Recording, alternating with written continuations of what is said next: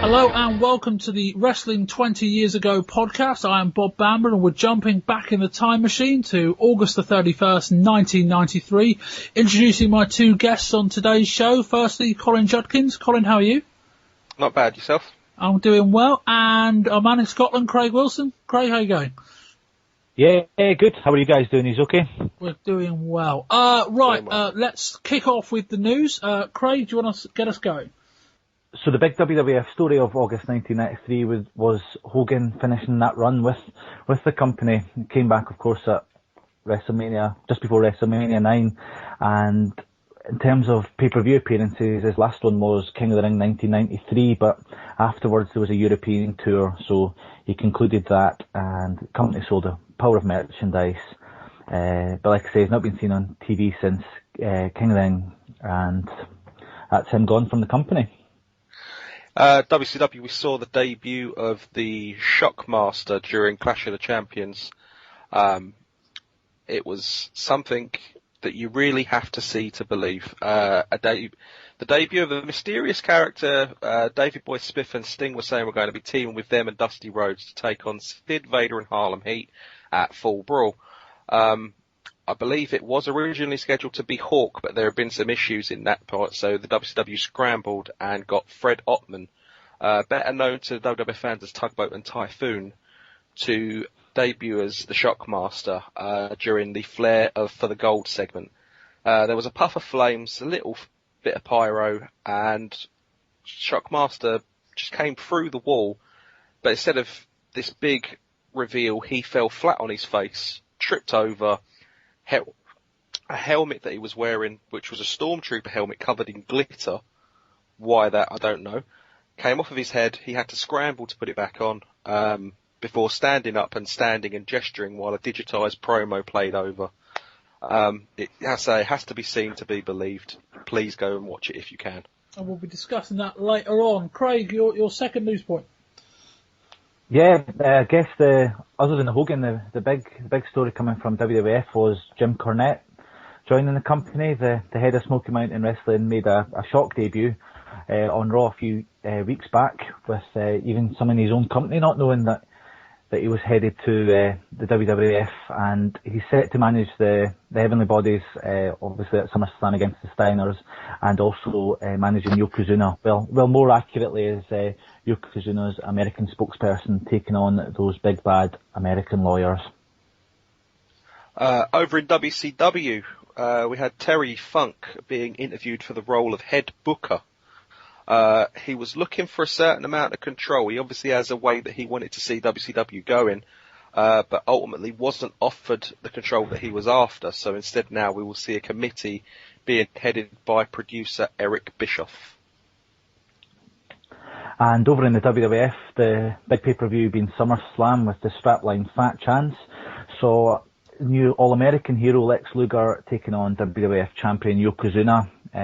Despite the heavily hyped run up to the event, Luger was only able to win via count out, so Yokozuna retained. Elsewhere we had the aforementioned Cornette's Heavenly Bodies trying to wrestle the tag straps off of the Steiners, but the Steiners were able to retain in the end. And the big feud that ran from King of the Ring onwards was Lawler's feud with Bret Hart and the entire Hart family, and in their match Bret Hart was able to make Lawler submit, and the sharpshooter refused to release the hold, and the referee then overturned the decision, and it was Lawler that was declared the undisputed king of the WWF. While WWF had SummerSlam, WCW earlier in the month had Clash of the Champions. We had Big Van Vader in the main event against Davey Boy Smith for the WCW Heavyweight title. Vader was able to retain, but at the end of the match we saw the return of Cactus Jack. Other matches stand out are Arn Anderson and Paul Roma defeating Steve Austin and Steven Regal, who was replacing the injured Brian Pillman, to win the WCW Tag Team titles. And also we saw Ricky Steamboat become the WCW World Television Champion when he defeated Paul Orndorff. And in the lead up to the SummerSlam, all eyes were on the Lex Express, with Lex Luger's push and face turn complete as he did a power of media and only appeared at one Raw taping between the body slam that heard around the world when he slammed Yokozuna on Intrepid until SummerSlam, with the rest being filled by various serious sit-down interviews, largely with Vince McMahon, discussing everything from his early life, including his football career, right the way through to steroids. His discussion on steroids was as interesting as it was candid, with him stating that he had done them in the past but was now clean, attributing that largely to the WWF, as he described it, their pants to ankles approach to drug testing. The last bit of news, WCW Clash of the Champions 24 did a 3.8 TV rating, which signalled big parties at the WCW offices. It was seen in 2.32 million homes and is the largest United States television audience for any wrestling show in 1993 so far, and is their highest rated clash since November 1991. And that will wrap up the news from August of this year. Let's move on to one of our main discussion points, one of the big shows, which was SummerSlam, which happened last night. Colin, kick us off with the just to run down the results. Okay, the show opened up with Razor Ramon versus Ted DiBiase. Razor getting the win there. The Steiner brothers defended the WWF Tag Team titles when they beat Heavenly Bodies. Shawn Michaels retained the Intercontinental Championship when he beat Mr. Perfect by count-out. IRS beat the 1-2-3 Kid. Bret Hart beat Doink the Clown in an unscheduled match when the injured Jerry the King Lawler couldn't compete. However, Jerry Lawler did cause the DQ when it turned out his injury was feigned, which led to Jerry Lawler beating Bret Hart by disqualification after the referee reversed the decision because Bret wouldn't release the sharpshooter. Ludwig Borger beat Marty Jannetty. The Undertaker beat the Giant Gonzalez in a rest in peace match. Tatanka and the Smoking Guns team to take on Bigelow and Headshrinkers in the victory when Tatanka picked up the win. Lex Luger beat Yokozuna by count-out in the main event, with Yokozuna retaining the title. Craig, your overall thoughts on this show before we go into some of the bigger talking points? It was an okay SummerSlam. It wasn't a great SummerSlam. Obviously the hype was largely on the main event, with a little bit for Jerry Lawler versus Bret Hart. It was good. I enjoyed the recap. The countdown, at the start with Todd Pettengill. He might be obnoxious, but I've always quite enjoyed Todd Pettengill's work with the company. So, some good matches in there. I enjoyed the tag titles matches, the tag title match and the main event. Everything else was largely missable, I would say. It's nothing life altering on that pay-per-view at all. Colin, same question to you, just general thoughts? General thoughts, it was an okay pay-per-view. I mean, there was some matches that would keep you interested. There were some strange things that happened I didn't quite understand. I think the first couple of matches, the bad guys attacked the good guys before hell. I didn't quite understand IRS beating the 1-2-3 Kid clean, coming off of his Razor Ramon and Ted DiBiase. Made no sense to me. And you have the Giant Gonzalez in any match, that's missable. So the biggest point though is going to be the main event and the finish. I can't understand how they can hype it up so much, push him to the stars, shove him down our throats for a couple of months and have him win by count out and not win the title. Yeah, I think this is a show that, like a lot of pay-per-views, is going to be defined by the main event in terms of how you see it. I thought the tag match in the Steiners and the Heavenly Bodies was excellent. Some of the interactions between those four, they did really well. Steiners had a great match with Money Inc. on the SummerSlam Spectacular TV show as well. So they've been doing some really good work of late. I thought the Lawler Hart stuff, it was maybe a tad convoluted, but on the whole I thought it was an excellent 20-25 minute segment. The stuff with Bruce knowing Hart was excellent. And Bret Hart, I wondered to a point where they, is it a good babyface move to keep a submission move locked in well after the match? I think Vince and the announcers did just about enough there just to make that feel acceptable. So at that point in the show, I remember thinking, this has been a pretty good show so far. I thought Shawn Michaels Mr. Perfect was maybe not quite as good as it could have been, but I think when you frame a match like that, you maybe don't want it to be. But then kind of the second half of the show, we had the Ludwig Borger match, which there was nothing there. The 6-man tag match was entertaining, but forgettable by the time the show finished. The Rest in Peace match, I actually didn't think was quite as horrendous as some other people did. I think when the average height of the two men in the ring is 7'4", I think you know what you're going to get. I'm not quite sure the whole stipulation of the Rest in Peace thing. You know, I think Vince McMahon said at the end of the match, now we know what a Rest in Peace match is, and I'm thinking, do we? I wasn't really sure about that. And then, yeah, as I say, we get to the main event, and as you say, Colin, we had 2 months of, I think, largely excellent build for Luger, and we're going to come on later in the show to talk about the Luger build, and whether he is the right man to kind of continue on now that Hulk Hogan's left. But I thought the build from July 4th to the beginning of the match was excellent. The way they did it. Maybe can you take or leave the xenophobia part of the angle? Maybe. But otherwise, I thought that was really good. The Lex Express stuff. I think he probably should have appeared on Raw a little bit more than he did. Because I think you could tell some of the crowd reactions that, okay, you might have met him in person, maybe you got that. But I think your average TV audience, which is going to be the bulk of the people who bought this show, only saw Luger once in between July the 5th and August the 31st. And that was an appearance on Raw. But, as you say, a bizarre decision to have Luger go all that way. And the match was good, about as good as it could be, given the two men involved. And they got the hope spot. They build it up. Let Luger hit the body slam. And he picks him up, hits Yokozuna with a clothesline. Yokozuna falls out of the ring. And Luger wins by count out. And then, even more bizarrely so, they celebrate it like he won the title, which was, above everything else, was incredibly strange. And I guess, Craig, the main talking point from this is Lex Luger has left SummerSlam without the title. No, absolutely. It sort of leaves you thinking, what was the point in the last couple of months? I mean, if they hadn't done the Lex Express tour, hadn't pumped in all the money to have him bussing around the United States, kissing babies and shaking hands, what in the end, the day after SummerSlam, would have been any different? Colin? Go on, Craig. I was just going to say, I don't think anything would have been different at all. It would have just been the exact same outcome. It just seems strange to me. Colin? I actually have a bit of a problem with whole Lex Luger push. All the way from when he came out of the helicopter on the Intrepid. To me, it just came out of nowhere. He was the narcissist posing in front of mirrors and having pretty girls in the ring with him, and then all of a sudden he's an American hero with a click of a finger just because he's come out to accept this body slam challenge.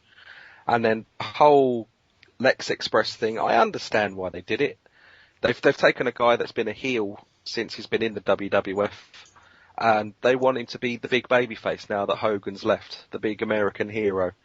So they're giving him the Lex Express and the tour around the States. But then the whole point surely was for him to then be crowned the WWF champion. And then he leaves the show without the title, yet the balloons and the ticker tape, like it was a massive victory, when in the end it was a massive letdown. Yeah, I mean, as I say, I thought if Luger clotheslines Yokozuna and Yokozuna stays in the ring, a loser covers him and wins the title, I would have said that was the perfect ending. Because I up until that point, I thought they've pretty much nailed this. We're going to talk later on about whether Luger is necessarily the right guy going forward. But if you stipulate that Luger's going to be the guy we're going to go with post Hogan, I can't pick fault in anything they did up until that moment. And now going forward, it seems like, one, the way they signed it off, it doesn't seem to me that they've given up on Luger. It seems to me that they're still going to go with him going forward. There's already reports in the Wrestling Observer that the main event of Survivor Series is going to be a team led by Luger of American heroes against a team led by Yokozuna of, I think Dave Meltzer called it foreign menaces or whatever they're going to brand them as. And so it seems like that's going to be going forward, but I don't know whether you're going to sell people on this again. I don't know whether you can get this feud back up to the point where it was last night. And I don't know how you change that. I don't know how you amend that to make any different in terms of what story you're going to tell second time around. I don't think people are going to buy the eventual rematch based on the match quality, because as much as I thought they did an okay job. It is still Lex Luger and Yokozuna. It was a pretty poor match, long story short, but I think that's a missed opportunity. We'll move away from that because I say we're going to talk about Luger later on in the part when we talk about Hulk Hogan. Colin, one part I want to pick out was the the Bret Hart, Jerry Lawler, Hart family, Owen and Bruce were ringside. That entire kind of segment with Hart having to wrestle Doink because Jerry Lawler claimed that he'd injured his knee, and then obviously Bret winning the match, Lawler attacking Hart, and then they rebooted the match. That entire segment, what did you think of that those two matches and the stuff around it? Well, I'm actually a big fan of Doink the Clown. I think technically he's a pretty sound wrestler. Give him and Bret some time, I think they will have a very good match. And I don't think the match on SummerSlam was that bad, considering we wasn't expecting it. It was always obvious that Jerry Lawler was feigning his injury when he came out. I actually think when he was on the microphone before the match trying to sell it, I think that went just a tiny bit too long. It seemed that by the end of it that it should have ended a couple of minutes before, but it served its purpose. When Jerry Lawler eventually got Doink disqualified, and then we had the president, Jack Tunney, come out and make sure that Jerry Lawler had his match with Bret Hart. It was an okay match. Maybe the referee was a little bit lenient because, I mean, it wasn't a no disqualification match, but there was constant use of the crutches that Jerry Lawler brought to the ring. Bret got the sharpshooter on and got the submission, and everybody was happy. Then he left it on. I understand. I get why they got him to leave it on. Jerry's been terrorising the Hart family for months. Bret's annoyed. Obviously, you've got Owen and Bruce outside. They were annoyed. But it just wasn't a very baby-faced thing to do. It should have been, he won the match. He stands up with his arms up. I'm now the undisputed king. He's happy. The fans are happy. They move on. Craig, on that point in particular, the keeping in the sharpshooter for well long after the match, do you think that's going to be a long-term problem, or do you think this is just one Jerry Lawler promo away from everyone thinking, well, he's still the bad guy and Bret Hart's still the good guy? Do you think that's still going to be the case with just a bit of tweaking? You see, I don't necessarily think that the keeping in the sharpshooter was a bad thing. Simply because that you had Lawler that had been antagonising the entire Hart family and absolutely loathed in the WWF, totally over as a bad guy, loathed by the fans. And you have your Bret Hart who's defending his family honour, and I mean, I think it sort of works. I think the fans will be cheering it on as a sort of that's Hart fighting back. I thought it kind of worked. I mean, I think it's also fantastic in keeping the feud between the two going. I mean, there's obviously a lot of mileage left in that. You got Lawler as a great talker, the fans totally against him, and you've got Hart on the other side. I think it works as an angle, and I thought I quite liked the non-release of the sharpshooter, and the reversal obviously gives you the ammo that you need for a rematch there. Yeah, I mean, I agree. I can see where you're coming from, Colin. I think they just, I think when you think about it as a whole, and when, you know, you consider the job that the announcers did in selling it, and when you think about just how long that promo was from Lawler, and all the stuff that's come before, I think I can accept it because of all the stuff Lawler said and just how bad a guy he's been. I think you could accept Hart locking it in, but I can understand where you're coming from, but I just think this is something that Lawler can come out on an episode of Raw, brag about being crowned the king of the WWF, and then we're back to where we were.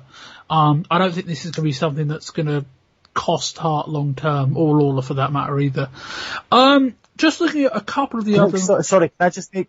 Go on, Craig. Can I just make one wee last point on that one? I was going to say, if the fans hadn't been totally against Lawler as they were, and to an extent pro Hart, I think it would have been it would have worked as a double turn. But because of the Lawler being positioned as a pretty strong heel, and Hart being seen as an over good guy, I think that's what stopped it being a double turn. If they hadn't been doing as well or were as over in their respective roles, I think that would have been a double turn. Colin, were you a little bit underwhelmed by the Mr. Perfect Shawn Michaels match. I don't. It was a good match, and maybe it was just because they didn't have enough time. But it felt to me like a match that never really got out of second gear. Yeah, I think they set themselves up for right at the start when Vince on commentary said that this could be the greatest Intercontinental title match of all time. I mean, not forgetting we are at SummerSlam and we did see Brett versus Davey last year. It had potential. It really did. I mean, Shawn Michaels and Mr. Perfect are two fantastic performers. But you're right when you say it just never really got going. Whether it's due to time constraints or the way it was booked, it just didn't really seem to hit the points. And the ending as well, I see as being a bit more strange now, considering the main event also goes as a count out. Yeah, that was. I mean, I say maybe it was just because this was just another match on the card. It wasn't. But when you look at all the build, it wasn't something that got huge focus on the episodes of Raw leading up to the show. So maybe it was just, we've got Michaels and Mr. Perfect. Let's put them together without really kind of thinking about it. And maybe they'll revisit this feud down the line and go, okay, we've got two great workers. Let's build them a feud and build them a good time slot so they can go in and really knock this out the park. But I think that was one of those matches where if that had been given more time and maybe it had taken out one of the matches later on in the card, that would have been one of those things that I think would have brought up everyone's average opinion of this show a bit higher. Well, I think that you could have taken out the IRS 1-2-3 Kid match. I would have made that a tag. I don't know why that wasn't Razor and Kid against Money Incorporated. I mean, I know DiBiase's leaving, but I don't know. I just figured, well, why not make that a tag match? Wouldn't that be a lot more logical? Yeah, I didn't understand. Well, it's a whole other thing. I don't understand why they let IRS go over clean when the Kid's beaten Razor Ramon and DiBiase in previous weeks. But back to the perfect match. The only thing I can see coming out of that is they seem to have laid a foundation for a perfect Diesel feud. That's maybe the only point I can see them the pro of the finish. Yeah, I mean, that was after the match. There was a big brawl backstage, and they had to be pulled. Diesel and Perfect had to be pulled apart by referees. Craig, do you see anything in a Mr. Perfect Diesel feud? Not terribly. I was just going to say that I don't see a pro the idea of Perfect taking on Diesel. I think that Michaels and Perfect could have amounted to a lot more. He's discussed some of the matches that maybe could have gone by the wayside. I agree totally that it could have been Money Inc. and versus Razor 1-2-3 Kid, but I don't really see any point in that 6-man tag that was afforded more than 10 minutes on the card. And if you'd given Mr. Perfect and Michaels 20 minutes, I think you'd have had a solid undercard match that, like you say, Bob, would have left a nice taste in everyone's mouth at the end of SummerSlam. As for Perfect versus Diesel, I'm not really into that idea at all. Colin? Well, I think in regards to the 6-man tag match, obviously you've got Bam Bam and Tatanka a feud at the moment after Bigelow shaved a bit of the hair. I think it was originally penciled in as a mixed tag match, being Tatanka teaming up with Sherry Martel. Bigelow would have been teaming with Luna Vachon. But Sherry's left the company, and so it seemed like they were adamant they would have a Tatanka Bigelow confrontation on SummerSlam. The Smoking Guns and the Head Shrinkers are really the only other two teams in the tag title division that aren't involved with the Steiners at the moment, so it just seemed like they were just thrown in there at the last second. Yeah, it was a strange. I mean, my overall. I mean, maybe we'll do some kind of score ratings to finish off SummerSlam, but my overall thoughts were that I think it was a decent show. I'd probably give it a 5 out of 10. I think on the whole, I think it was one of those shows where the undercard was fine. The Rest in Peace match we haven't really discussed about. I didn't think it was too bad. It was kind of like, it was more a kind of means to an end for me. I think this is more, let's just boot Undertaker up, without really any kind of thought about one match quality. The Rest in Peace match had never really planned. But they got Paul Bearer back into the scene, which I think was good. I just think this is one of those cards where the first hour and a half, really, actually, I think when you add in the Hart and Lawler stuff was pretty good, but the second half left a lot to be desired, and the main event, which I think is the big thing that is going to define, obviously, any kind of wrestling show, and it was an okay match, but I think when you follow the crowd reaction, they just weren't into that main event. They just weren't into Luger as much as I think they would have hoped, and that probably undercut it. And as we've spoken about already, the finish was incredibly interesting decision. Craig, your kind of final 20 seconds on SummerSlam and a quick score out of 10. Yeah, I'm struggling to disagree with your figure around about the 5 mark. I'd penciled in 5.5, so happy to agree with the 5 to 5.5. But for me, the standout match was the tag title match. I thought the Heavenly Bodies, such an offence that you'd never seen in the WWF. They just stood out quite a lot. And the Steiners I really like as a tag team, and I love tag team wrestling, so that was my match of the night. The rest, I'm take or leave, to be honest. We discussed that maybe we'd do this, we'd maybe do that. Nothing for me is entirely memorable from that card whatsoever. Colin, same question to you? 5. Yeah, I'd probably stick with I had it in for a 5 or a 6. And I'd have to agree with Craig. I think that the tag title match was probably the match of the night. I was really I mean, I've not really seen a lot of Smoky Mountain wrestling, so for me, getting a proper look at the Heavenly Bodies against some credible opponents, I was really impressed with Jimmy Del Rey. I mean, I'd never seen any guy run off the ring and flip onto his opponent like he did. And his moonsault's great as well, so I'm impressed. I think that was the match of the night for me. Yeah, as I say, with regards to the Luger stuff, we will discuss that when we talk about Hulk Hogan later in the show. We're going to move on to the WCW Clash of Champions, which happened a couple of weeks ago. Colin, can you start us off with the results? Okay, at the Clash, we had Arn Anderson and Paul Roma become the WCW Tag Team Champions when they beat the team of Steve Austin and Steven Regal, who was subbing for the injured Brian Pillman. Too Cold Scorpio beat Bobby Eaton. Johnny B. Bad beat Max Payne. Ricky Steamboat became the WCW Television Champion by in Paul Orndorff. The team of Sting and Ric Flair beat the Colossal Kongs. Hawk and Dustin Rhodes beat Rick Rude and the Equalizer. And in the main event we had Vader beat Davey Boy Smith, and then the return of Cactus Jack after the match. Craig, your overall thoughts on Clash of the Champions? And obviously one thing that Colin didn't cover, because technically it isn't a result, but we will certainly be discussing it, is obviously the debut of the Shockmaster. But say the Shockmaster stuff, we will come to that in a minute. Your non-Shockmaster thoughts of the show? Yeah, no problem at all. If that makes sense. Yeah, of course. The opening tag match was really good. I mean, I thought it was hurt slightly by the fact that Pillman wasn't there, but I thought Regal subbed adequately enough. I'd maybe give that maybe a 6 out of 10. I think that would have been pushing 7.5 had Pillman been there. But yeah, no, it was a really good match. The other really standout match for me was Steamboat versus Orndorff.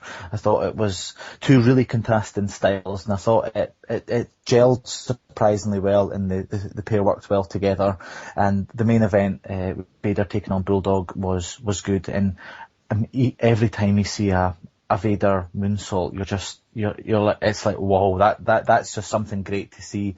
In terms of the other matches, I mean, Johnny B. Bad and Max Payne lasted 12.5 minutes, and you could argue that was 12.5 minutes too long. I don't think Scorpio got long enough against Eaton. The Sting and Flair versus the Colossal Kongs just seemed bizarre, because the Kongs had been afforded quite a reasonable build up to this, a couple of squash match victories, and then they were just swept aside. I mean, Flair didn't even, I'm pretty sure Flair didn't get tagged in that match. And then as for the Runnels and Road Warrior Hawk against the Equalizer and Rick Rude, I liked the twist at the start with it looking like it was Animal being the tag team partner of Rhodes, but it was an okay match. It had the sort of traditional chaos that you'd expect with a match involving a Road Warrior, and then afterwards you're really just left thinking about what was the point of all that. But an okay match, but three pretty good matches in my opinion. Now, Colin, I know you haven't seen all the shows, so I'll kind of drop into you as and when, but I know you've seen the main event, so I'll jump to you when we cover that. I thought this was an okay show. Maybe one or two many screwy finishes. I thought certainly the tag match at the start, I mean, that had been kind of, brewing the entire match, and it was a little bit disappointing that they went that way for the ending as well. But I think when you look at the three big matches on the card, which was the tag match that opened the show, the Steamboat Orndorff match in the middle, and the main event, I thought they were all good matches. And I think for a TV special like Clash of the Champions, that's all you really want. You don't want to blow away your audience with matches that you would otherwise sell on pay-per-view. I thought Van Vader and Davey Boy Smith, I've always been a fan of a very hard-hitting style of wrestling, one that looks like it's a fight. And I thought these two both bought it. Van Vader just hits hard, and Davey Boy Smith with his incredible strength. I thought actually my expectations for that main event were exceeded quite a lot. And then of course the other thing, from this show afterwards was the return of Cactus Jack, who has of course been, away since April, when, he was going to be written out actually by a powerbomb to the outside by Big Van Vader. As it turned out, he legitimately got injured during that move, so he was then legitimately taken out of action. Since that time, we've only seen Cactus Jack in, we're talking about Bizarre with the Shockmaster. These were planned Bizarre with the Where's Cactus Jack segments, which had to be seen to be believed. But thankfully they stopped that, and it seems like Jack is just going to be back now chasing the world title moving forward. But my thoughts on the whole, my main problems was the Johnny Bad Max Payne match. I have no idea why that was on the show. It was on the Beach Blast show back in July, and I thought that was bad. And I thought this one was just as bad, no pun intended either occasion. But Two Cold Scorpio continues to impress me. Ricky Steamboat and Paul Orndorff had a very good match. I agree with you, Craig. I'm not sure what the point was of the Sting Flair tag match. It just seemed to be a setup for their match on WCW Saturday Night, which I've watched since, and that was a good match, although it was probably for a match that went about 35 minutes, it wasn't as good as you might think, but I don't think they ever kind of framed it that way. But on the whole, a good show. We'll come to kind of scores at the end. But Colin, I know you've seen parts of this show. Talk to us about your thoughts on the main event. Well, I was a bit like you. I wasn't expecting as much as I got from the main event. Again, I'm also a fan of looking at a match, saying that it looks like a legitimate fight, and Vader will always give you that. I mean, I wouldn't like to take any of his forearms. It looks horrific. But again, as Craig touched on, seeing Vader do a moonsault is just unbelievable. And I'll pay to watch it all the time. Ultimately, it was a good match. I was a lot more impressed than I was expecting to be, which is a good thing. Yeah, right, Craig, let's come to the elephant in the room, or the elephant on the floor in the room. The debut of the Shockmaster. Colin, I thought, summed it up very nicely at the top of the show in the news, so we won't kind of break down exactly what happened. But on a scale of wrestling with spectacularly bad moments, this is right up there. Yeah, this makes any top 5, and it also makes any top 3. This is a top 3 candidate for one of the worst debuts, oblique moments in wrestling history. Although the Colin focused quite heavily on the fall, I think my favourite part of all of this is whilst everyone else is breaking down, unable to do anything else, Sid Vicious still manages to cut the serious promo, acting like he's terrified of a fat guy that has just fallen over wearing a spray-painted Stormtrooper helmet. Whatever criticism you may have Sid Vicious, he deserves a pile of credit for managing to fulfill his lines in this moment. It's just you can't describe this moment. You have to see the debut of the Shockmaster. You can't describe it. You just need to watch the 2 minutes of him falling over a plank of wood. I mean, it was bizarre, and your favourite moment may have been Sid. Mine was, without question, Davey Boy Smith just mouthing in the background, he fell flat on his effing arse, which I just thought was tremendous. And then there's Ric Flair just going, oh God. And this, of course, the whole thing's live, and also it never would have aired had it had been taped, but just, my kind of thoughts on it were, look, these things can happen when you've got live TV, when you're trying to do something like that. It can go spectacularly wrong. But Colin, comment on that if you can add anything different to what Craig said, but let's try and picture if the Shockmaster had debuted as planned. The fireworks go off, he crashes through the wall, he stands up, doesn't fall over, his Stormtrooper helmet stays on. What is the plan with this character? Because you take out all the stuff that was unplanned, the stuff that was planned was pretty bad. Well, I think it's really obvious that this was like a last minute decision. We know about the Hawk situation. He's originally told WCW that he can work the War Games match, which now turns out that he can't. They've had to go back and edit a lot of their TV to edit out references and hints that it might be Hawk being the secret partner. Touch just quickly on what Craig said about Sid.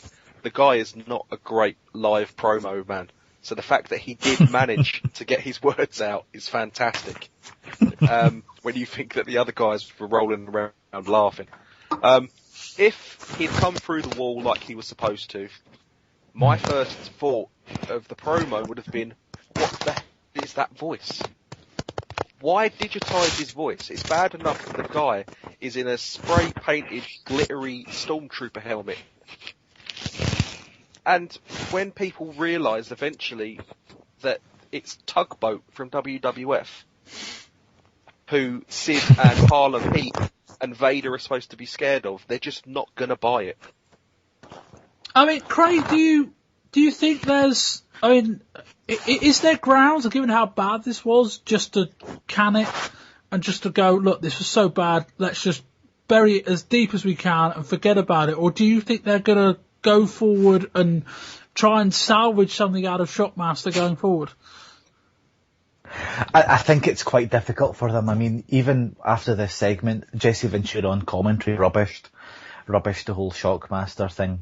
Well, didn't he say that it was something deadpan like anything can happen on live TV? It was something like that, wasn't it? It wasn't kind of a specific reference. It was just more a case of a nod and a wink that went horribly wrong. Yeah, we all knew what he meant, though. I think the biggest difficulty I have with the whole Shockmaster thing, I mean, I know it was originally meant to be Hawk, so if they'd said, it's the whole excitement behind Sting and Bulldog hyping this guy, and then it comes out, and I imagine if the promo had went absolutely fine, he hadn't tripped up everything, he'd have still been looking at being like, who is that? Whereas if it had been Hawk, or, I mean, a guy we talked about previously, had it been Hulk Hogan that they were announcing, you'd have just been like, they've got themselves a great partner. But you end up just thinking, they've got themselves a fat guy in a Stormtrooper helmet that can't, and he just falls over. I mean, it is really difficult to take this angle seriously. And it's as difficult as it is to take it seriously, it's actually harder not to mock this segment. I mean, there is no redeeming features. You've got a guy falling through a wall and then cutting a promo in the Black Scorpion's voice. I mean, if you go back to 1991 WCW, that's the voice that the Black Scorpion had when he had that atrocious feud with Sting. And it's just like, what is going on? You look and you have to wonder, in the creative meeting that decided that, what was their end game? I genuinely can't think of anything good. I mean, it was obviously never going to be as bad as what it was, but what was the end game of that?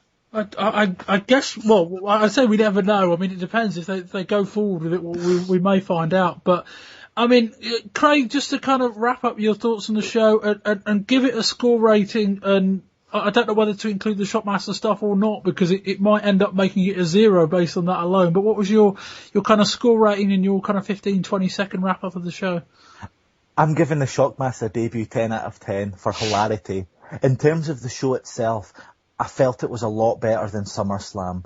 If I'm giving SummerSlam 5.5, I'm giving this show 6.5. Did it deserve the ratings it got? I'm not sure, but there was a lot of good on the show, and it was better than SummerSlam, so 6.5 out of 10 for me for this show. I will give it 7 on a different scale, because it is a TV show and not a pay-per-view. I thought as a TV special that people were getting for free, I thought the match quality of the big matches was important. The finishes were meh, and the Shockmaster stuff, it was brilliant, hilarious, as well as being incredibly awful enough where I think they cancel each other out. But I'll give it a 7 on a slightly different scale. It's not to say that it was 1.5 marks better than SummerSlam necessarily, but or 2, so I gave it a 5. But my thoughts overall, I thought it was a good TV show on the whole. Let's move on to some Hulk Hogan discussions. We mentioned at the top of the show in the news items, Hulk Hogan has wrapped up with the WWF. He last was seen when quote-unquote Hulkamania died at King of the Ring. He has since toured over here in Europe to wrap up some dates that he already had lined up. Sold a ton of merch according to reports. Colin, this is maybe an obvious question and maybe a quite large scale one, but if Hulk Hogan never wrestles again, which he may not, given, that it looks like his aims going forward is to get into movies and acting, what is his legacy as a wrestler, and what does he leave behind with the WWF? Well, I think his legacy has got to be, as the face of the WWF, bringing wrestling into the mainstream. Before he came along, I mean, wrestling's always been popular. There's always going to be people going to go to a show and watch a wrestling match. But Hogan was the face of the WWF when the wrestling really hit the mainstream. And then if you look back at his career, the other thing you have to say is he's a 5-time WWF champion. There's nobody else close to that. And I wonder if will we get anyone close to 5 times? Is there going to be somebody else that comes along the stature of Hogan that warrants holding the WWF title 5 times? Craig?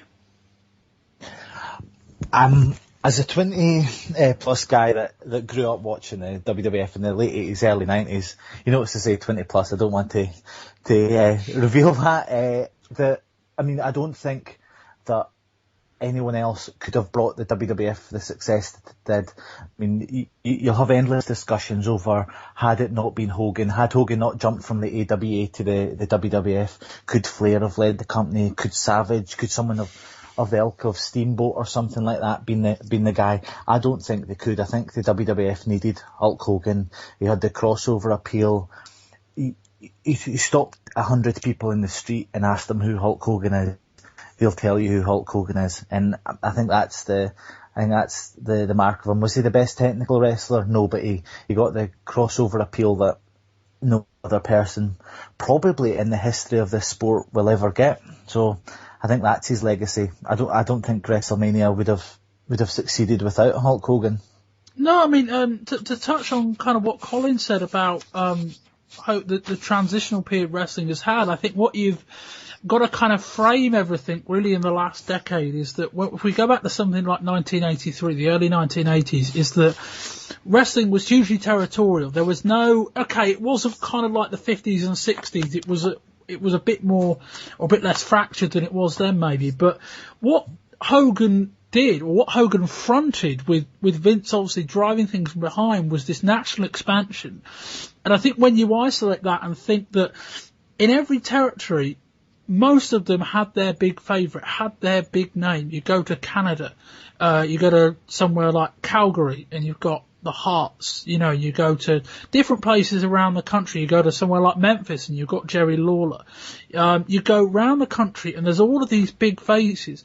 And what Hogan fronted had to be a guy who could usurp all of them in many ways. He had to be the guy who could be that box office guy, not necessarily above the other guy, because Hogan's never going to be bigger than Lawler in Memphis, but he had to be the guy that could say to these fans of all these little territories, you are going to want to come and see me, and you are going to want to come and help us expand into this territory and nationally. So I think when you look at that, the work that Hogan did, maybe he wasn't the greatest in-ring performer, but you look at, I think by every possible metric that makes a wrestler a big star, I think Hogan ticks all of the boxes. And I think his legacy is of probably the biggest star the WWF has ever seen, and quite possibly the biggest star that the wrestling in North America has ever seen. And if he has wrestled his last match, I'm a little bit disappointed that he went out like this. In terms of, I think that a guy as big as Hogan should have had that big one passing of the torch moment, which, Did he pass the torch to Yokozuna? I'm not really sure. There was a screwy finish there, so probably not. And at King of the Ring, which is a newly founded pay-per-view. But I think on the whole, Hogan goes down as the guy who, as I say, kind of took WWF through a really, really tight 10-year period. And it's not to say they're necessarily in magnificent shape now, but when you compare everything non-WWF in North American wrestling from now and 10 years ago in 1983, I think that Hogan is just a bigger part of that as Vince McMahon was, because he was the front man. Regardless of who was driving the car, Hogan was the guy everyone saw. And so I think in that regard, we have to regard him as I say, one of the best ever.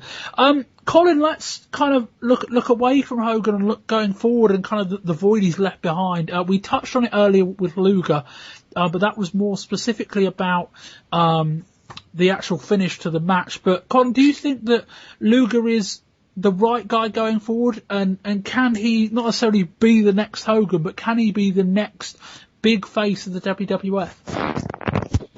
Well, I think the only thing that Luger and Hogan have got in common is that they're both not the greatest technical wrestler in the world. It's whether or not WWF can push Luger to the point where fans regard him the same way as Hogan. I mean, Hogan was a big American hero. We've seen them put Luger on the Lex Express, on the Intrepid, and slam Yokozuna. Ultimately, Yokozuna took the WWF title off of Hulk Hogan. Luger has now failed to take the WWF title off of Yokozuna. Do people really want to see Luger and Yoko again? I mean, we've got the rumoured Survivor Series match where they're going to be on opposite sides. Maybe that's about as best as they can get. I mean, I personally did not really enjoy the Luger-Yoko match at all. I thought that with Yoko's side, Luger might have to carry a little bit, whereas I actually thought that Yokozuna carried Lex Luger. I think there were points in Hulk Hogan's career where he was able to carry matches. I don't think Lex Luger is able to do that. I think Luger needs to be able to put on some fairly decent matches. I mean, would we have thought back in WrestleMania 6 that Hogan and Warrior, that should never have been as good as it actually was, considering who was in the match? I don't think Luger is the type of wrestler that is able to have that type of good match with somebody out of the blue. Craig? No, I don't buy into Luger at all. I mean, I guess it's a point we're probably going to touch on later on, but it's just the massive difference in levels of charisma. Colin said that neither of them were particularly good wrestlers, but Hogan carried it through his charisma, and I think that's the major gulf between the two. Just you don't feel on the edge of your seat when you're watching the Raw sit-down interviews with Lex Luger. And if you take it back even just over a year when Vince McMahon was doing the sit-down interviews with Hogan when it was expected at WrestleMania 8 that he was leaving, I think if you compare those interviews, do you see the major gulfs between Hogan and Luger? Yeah, I mean, I don't know, because to me I think the question here has to be is that in the void left by Hogan, and we talked, you two have both talked, and I think quite right so, about kind of a lot of Luger's limitations, but I think part of the question has to be, what were their other options? Who else could you have turned to? Now, I think the guy who stands out in that discussion is probably Bret Hart. And my question with Hart is, he's very good. He's almost kind of the opposite of Hogan. Well, not quite. I mean, they're both incredibly popular, but he's very good in the ring, Hart. If you put him in there with the right opponent, he's as good as anybody. If you put him there with an average opponent, he can drag them up to a very good match. But is Hart charismatic enough to carry that? And I think that would be a doubt over Bret Hart's credentials as the guy going forward. Beyond Hart, in terms of baby faces, and okay, you could say, well, they turned Luger, so you can include the heels in this as well. But in terms of baby faces who confront the company, there aren't many options. I mean, maybe you turn to someone like Mr. Perfect, maybe, but beyond that, I think Razor Ramon's too much of a character, even though he might have the skill set that could, in a slightly different guise, carry that role. And again, I think when you look down a list of options, Luger, might be the best of a bad bunch, which maybe says more about WWF's planning long term, given that they haven't got kind of 3 or 4 guys that we can sit here and discuss, and guys, correct me if I've forgotten anyone, because I probably have, but we haven't got a big list of candidates that we could go, he's the guy or he's the guy. I think it's Luger or Hart might have been your decision, and maybe you would say go with Hart, because regardless of whether he's not the greatest talker, whether he's not charismatic enough, he's the biggest star they've got. And build guys around him who can cover that more, a bit like the Jerry Lawler feud. Lawler's doing a lot of the talking. And so Hart can bounce off that rather than be the guy who's cutting all those promos and being that guy. Maybe you could, rather than do what they did with Luger, which was more a kind of, let's try and find a carbon copy of Hogan. He's similar size, arguably a better body. He's got blonde hair. He's Mr. America, kind of literally and metaphorically what Hogan was. Maybe Hart, you almost say, let's change direction a bit. Let's go away from, and this would be a brave move, let's go away from what we know, which is the good guy who can get people on his side, who can be charismatic, move away to someone like Hart, who can have bad guys bouncing off him, and then he can be the guy that people will eventually rally behind, even if it's slightly different. Craig, in terms of that point, compared to other options, is there anyone else who stands out for you who you would go, he would be my pick over Lex Luger? I totally take your point. I'm just thinking there. I mean, the only sort of way that you could really transition Bret Hart into being the main guy is if you're thinking along the lines of the Hogan, the big muscly guys. That's then, this is now. That's the only way that Bret Hart can work, if you're just saying that this is what went before, but we're changing direction. It has to be that total clean start. And I mean, maybe even if you put Bret Hart at the top, maybe even having, I know he's at WCW just now, but maybe having someone as Vader as the opponent, that sort of dynamic can work. But in terms of beyond Luger and Hart, I think it's difficult. I mean, you mentioned Mr. Perfect, and it's difficult not to love Mr. Perfect, but I mean, he just really wasn't over. I mean, the vignettes in the 80s were great in getting the perfect character going, but he defeated Ric Flair, he sent him packing, and he just never saw Perfect beyond the Intercontinental title. So to have thrust him straight into the WWF title scene would have just seemed utterly bizarre. And you mentioned Razor Ramon as well. I think that's the only other one you can mention, but you saw how green he looked throughout the early start of the 90s, and the idea of pushing him any further would have just seemed too sudden. So beyond Luger and Hart, I don't think there is anyone else on the roster that you saw as a genuine main eventer. Yeah, and I think just to wrap up on Hart and Colin, to wrap up on Ramon before I come to you, Colin, I just think a character that well defined is almost a bit like The Undertaker. He might be big, but he could never be the face of the company. It's too much of a character. It's not believable enough that he could go on talk shows, go on TV, do media. I mean, Undertaker couldn't do media. It wouldn't work. And neither could a guy like Ramon. It's too strong a character. Colin, just finally on that discussion, do you think Luger maybe was the best of a bad bunch, or does anyone else stick out to you that you would have gone with? Well, as you said, Bret Hart would have been the obvious choice, but it would have been a massive shift in the way the WWF's had their champions look to start. If you go by, you say Hogan did a lot with his charisma. The only other guy that I think at the moment in WWF that has a massive amount of charisma that can get him over would have been Shawn Michaels. But he seems to be rooted in that intercontinental level as well, along the lines of, say, a Mr. Perfect, like Craig was going on.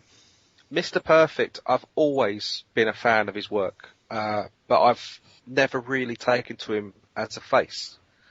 So the fact, to me, the fact that he wouldn't be able to play a decent face, you can't then have him as the face of the company because the fans will want the good guy that they can get behind.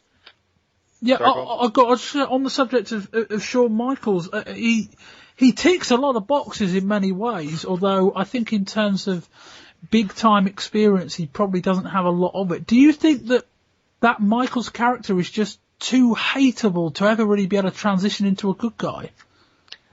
Well, yes.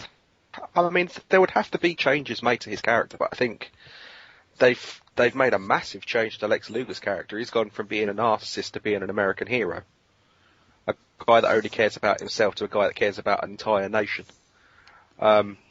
Yeah, Shawn would have to maybe drop the whole, chicks dig me, and he couldn't have Diesel as a bodyguard. He'd have to be a fun-loving guy, which maybe it wouldn't work. But we're never going to know unless they try and at least turn him face first and maybe have him run with the Intercontinental title as a face to see if it would work. Craig, your final thoughts on Luger before we move on to our kind of matches of the month? Yeah, no problem. I think the sort of big the problem I had with the whole Luger turn was this in the skills of his promo. We talked about comparing the Hogan 92 and the Luger 93 promos, but I think the biggest thing for me, the biggest difference, like I said, was the lack of charisma. And I think that's the whole idea that if you've got a promo, for it to be considered a success, I think it either needs to be delivered with charisma, or to be completely genuine. And in my opinion, I don't think that those sit-down interviews with Vince McMahon and Lex Luger had either of those qualities. And I think that's a huge stumbling block for Luger in this regard. Yeah, I mean, I thought those promos were... I remember watching those and thinking, well, he seems okay, but he doesn't... Being kind of going that kind of honest route in terms of let's talk about who Luger's legitimate past, Colin, he didn't stick out to me as a guy who I necessarily wanted to jump full guns behind. Yeah, no, I think that is the problem, and I think the other thing going against him was just this sort of misconception that if a guy's sort of languishing with nothing to do, you turn him and that's enough. I think the narcissist character, I don't think the WWF fans really cared anything about, and the idea of just turning him from a really cold heel that we no sort of overness at all to a face is going to struggle. I mean, if the narcissist character was hot with the fans and they really cared and you turned them, I think that makes a bit of a difference. But going from a heel that just really wasn't that the fans didn't care about to be the face of the company, the main man, I think that's difficult as well for the WWF. Colin? Well, I think the whole point of the narcissist gimmick, it was that he was interested in himself and looking at himself and nobody else. So there was no interaction with the fans for Luger as a heel. So there was no way the fans were ever going to invest in that character. And it's like Craig said, when you turn him face and expect the fans to take to him just because you've made him the American hero, it's just not going to work. The fans have to be invested to a point in the wrestler as a heel to have them ever accept anybody as a face. Without that, it's just not going to work, and I don't think it has. Absolutely. Right, we'll wrap up our kind of 1993 stuff with our matches of the month, or segments / things. You don't necessarily have to be the best. It's just kind of what one thing do you suggest people go back and watch from this month? Colin, you first. I'm going to pick. It really wasn't the greatest match in the world. It was Randy Savage versus Doink the Clown on Monday Night Raw, with the the debut of the Macho Midget. I'm only saying that because the Macho Midget's mask is horrendous, and I think people need to go back and watch it and just have a look at this mask they make this poor little man wear. Craig, I was torn. There was on an episode of Raw that I saw my first ever Adam Bomb victory, and that stood out for me. But in terms of the standout match of the month, it definitely has to be the Steiners versus the Heavenly Bodies at SummerSlam. We touched on it earlier, of course, so I'm not going to go into any great detail, but the moves from the Heavenly Bodies were totally different from what you'd expect from a WWF tag team, and so were the moves to Steiners. They were obviously coming from the NWA, WCW, so they were different as well. So you just got the different type of tag match that you'd expect from the WWF, and that really made that stand out at SummerSlam. I'm going to cheat slightly and go with two. Firstly is tagging on to the Steiner brothers, their match with Money Inc. on the SummerSlam Spectacular TV show. As tag team cage matches go, I thought that was excellent. But my kind of big standout one was actually a match that I maybe will have enjoyed more than other people, which was Big Van Vader against Davey Boy Smith. We covered it earlier in the show, but I just thought as physicality goes, that was almost as believable as it gets, and I thought it was a really entertaining match. That will end our coverage of the 1990 of the August stuff. In terms of looking ahead to September, we've got Fall Brawl coming up with WCW and that big War Games match. Whether the Shockmaster's in it or not, I guess we'll find out. What we're going to do now is climb back in the time capsule and fly back to 2013. And Colin, comments by Vince McMahon on the Raw from August, I think it was August the 2nd of 1993, saying that Randy Savage is quote-unquote unquestionably a future WWF Hall of Famer. Now, I think if you look at that at the time, there's nothing to it. It's just like saying John Cena is unquestionably a future WWE Hall of Famer now. But 20 years on, we sit here with Savage still not in the WWE Hall of Fame. Obviously there's those rumours, which I don't really want to substantiate because they are rumours, and there's also the thing about Savage wanting to go into the Hall of Fame with his family. But what do you think about Savage not being in the Hall of Fame, and how big a deal is this? Well, I think it first came to our attention when you was live tweeting the show. I was tweeting along with you.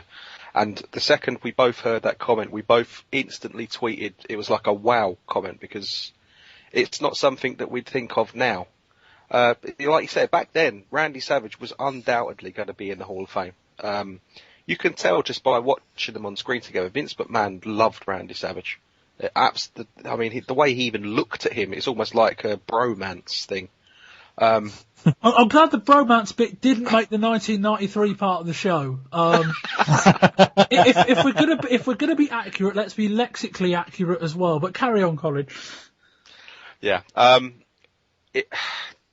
say obviously we have the rumours that we don't want to talk about because they are rumours. We have the situation where supposedly he wanted to go in with his brother and his dad. And here we are now, it's 2013, and he's still not there. But it seems like there is a slight thawing towards him since, it's really horrible to say, there's a slight thawing towards him since he died. As I think has been the case with some wrestlers in the past as well. The WWF seems, I was still in 1993, the WWE seems to look back at these wrestlers in a better light when they're no longer with us. We've now seen Randy Savage action figures. We've seen Randy Savage involved in the WWE computer games. Even as of a couple of days ago, I think they had a photo shoot on WWE.com of Alicia Fox supposedly dressed like Randy Savage for a photo shoot. I think that him in the Hall of Fame is coming, and it's coming soon, but it should have been done years ago. Right.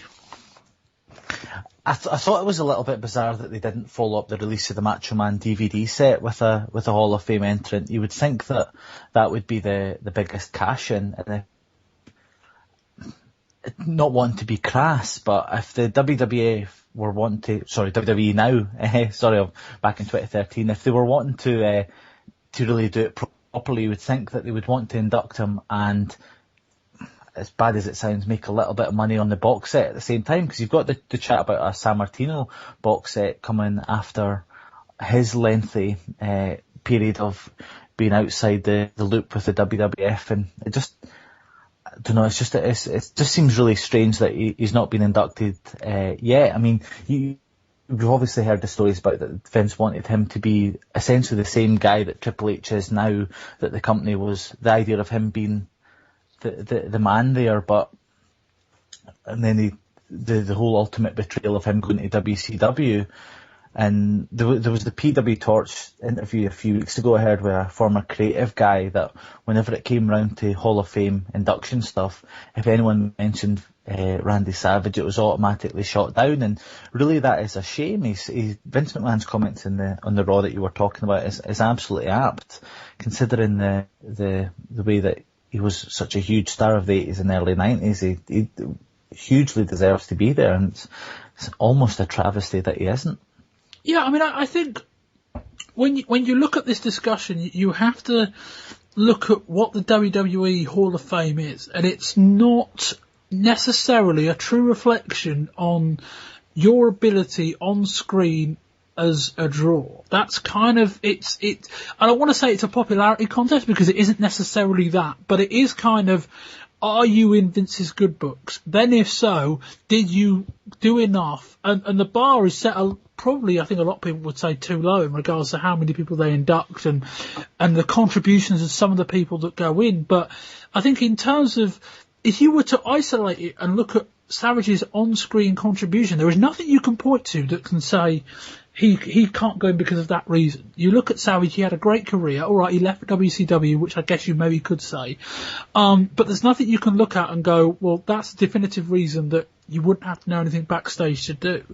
And I don't think that Savage is a guy who is, I think that if you're going to do it as in a way that says it doesn't matter about what Savage thinks whether his family should go in. Let's treat it as if we're going to treat it as a legitimate Hall of Fame, Savage would be in there in a heartbeat, regardless of even necessarily whether he wanted to be or not. Just induct the guy. I don't think, regardless of what he thinks, I don't think if this is a legit Hall of Fame you would induct all three. I think his contributions far outweigh his dad and his brother. And so from that perspective, it is that. But when you look at how long it took them to get Bruno Sammartino in, it's clear that there is a lot more to this than purely what you've done for the WWE or WWF on television. It's clear there's much more than that. Sammartino didn't want to go in because he didn't like the way the product went long after he'd left the company. And guys like Ultimate Warrior as well, there's been a breakdown there. I think Savage and Warrior, now that Sammartino's gone in, are the two names that stick out as the guys who should be in the Hall of Fame. And Colin, it does feel though that with all the thing with the Warriors' involvement in WWE 2K14 that, and as you say, we feel like we're getting closer with both of those inductions. Yeah, I mean, Warriors' involvement in the new video game came as a surprise to all of us. A little bit of background. I'm quite involved in the community, the video game community side of the WWE games. For a long while, we've wanted what we call a golden era game. So we had people like the Hogans and the Savages and the Warriors. And this year it looks like they're giving it to us as much as we can. When Warrior was announced as a pre-order bonus, we were surprised. And then they had the TV ad where he actually went to 2K's studios and filmed it in Warrior getup with the face paint and the big coat. And you instantly think, well, wow, Warrior's willing to do this for a WWE branded game. And then he does interviews afterwards saying that he's not on bad terms with Vince anymore, and now there's apparently been meetings between the two. They said it, you got the old saying, anything can happen in the WWF or WWE, and I think it is happening. If Vince can make you a little bit of money off of your name, you're going to come back to the WWE, and it looks right now that the Warriors sort of coming back into that fold, and I'll be very surprised if him and Savage aren't inducted into the Hall of Fame either this year or by the latest next year. Craig, your final thoughts on this topic? Yeah, no, I think Colin's absolutely right. The notion of the making the money stuff, it was the bizarre tweets a few weeks ago with Vince McMahon and the Ultimate Warrior, but I think that sort of relates to my point about the strangeness of when the Macho Man DVD set came out. You would think that obviously that was always going to happen, a box set on the Macho Man, but you'd have thought that would have came out around about the time of a Hall of Fame induction rather than anything else. That's just the bit that seems really strange to myself, that they would have done that without inducting him at the time. But it's a strange one. I mean, you saw his brother, the Genius, saying that he's changed his tune slightly on the Hall of Fame induction. There was always the chat about it being family only, but the Genius has sort of softened his stance on that. So I mean, never know. Nothing would say WrestleMania 30 more than having one of the all-time greats being inducted in the Hall of Fame. Yeah, no question about that. Anyway, that will wrap up this week's show. As I say, we're modern time now, so I can talk about everything, because I do try and keep it kayfabe when it comes to our 1993 chat, but now we're back. As I say, this is the first of a monthly show. If you haven't heard it yet, and I probably should put this at the start of the show rather than at the end, but there's a prologue which I recorded last month, which kind of frames everything we're doing here, but this will be a monthly show going forward. In terms of contacting us, we're on Twitter at Wrestling20YRS. I'm on Twitter at Bobby Bamber for Monday Wrestling. Colin, your Twitter account? At C_Judders. And Craig? If I can plug my blog slightly, it's ringthedamnbell.wordpress.com, and you can get me on Twitter personally at CraigW4584 at Twitter. Twitter, I'll tag everyone in and whatnot. But as I say, this will be coming back monthly. Twitter at Wrestling20YRS. If you want to email the show, wrestling20years@gmail.com. All of our episodes will be on our website, which is wrestling20years.com. As I say, in theory at least, we'll be recording at the end of next month. We'll have some WCW stuff to talk about and whatnot. But until next time, I've been Bob Bamber. This has been the opening episode of the Wrestling 20 Years podcast. Goodbye.